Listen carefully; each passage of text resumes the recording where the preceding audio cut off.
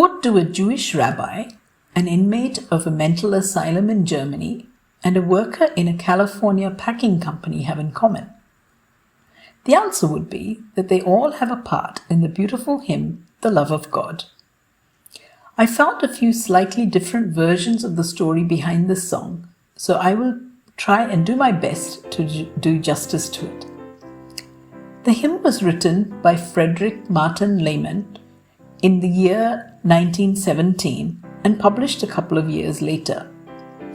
Most versions of the story agree that Frederick Lehman had heard a sermon about the love of God, which moved him, and he determined to write a song about it. Sometime later, he was working in a packing house in California when, in between his labors, sitting on a lemon crate, using the stub of a pencil, he wrote 2 stanzas and a chorus on scraps of paper. As soon as he got home that day, he went to his piano and set it to music. But there was a problem. In those days, the qualifications for a song to be considered a hymn was that it had to have 3 stanzas, and Frederick was stuck with only 2. And then he remembered a poem quoted by a preacher and dug around to find the card with the words which pretty much fitted exactly into the meter of the song and was included as the 3rd stanza. The inscription below the poem on the card told that these words were scratched into the wall of a mental asylum cell, or a prison according to some versions, in Germany. After the death of the inmate, when the workers went in to paint the cell, they found these words and thought that they were worth preserving.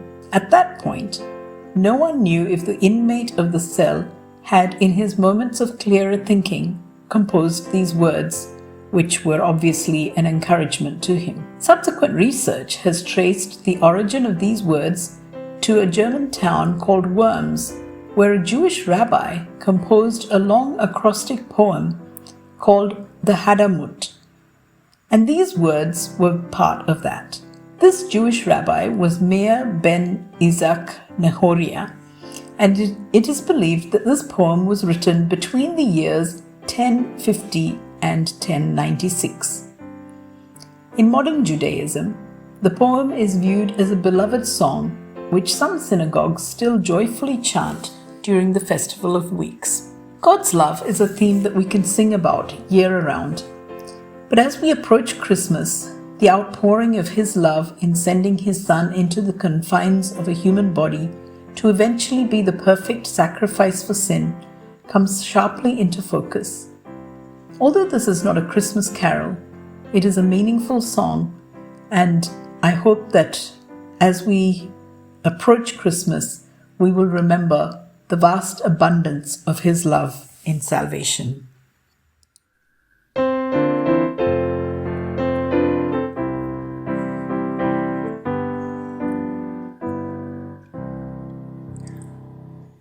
The love of God is greater far than tongue or pen can ever tell. It goes beyond the highest star and reaches to the lowest hell.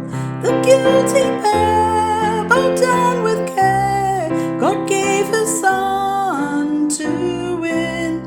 His erring child He reconciled and pardoned from his sin.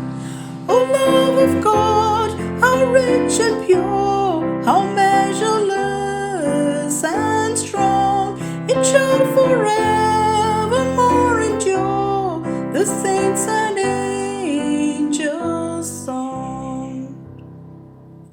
When years of time shall pass away, and earthly thrones and kingdoms fall, when men who hear refuse to pray, on rocks and hills and mountains call, God's love so sure shall still endure, all measureless and strong, redeeming grace to Adam's race, the saints and angels' song.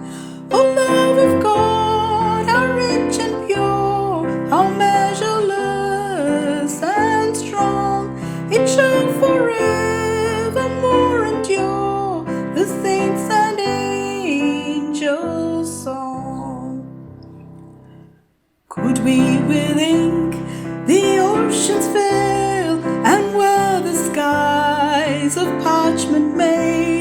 were every stalk on earth a quill, and every man a scribe by trade, to write the love of God above would drain the ocean dry, nor could the scroll contain the whole, though stretched from sky to sky.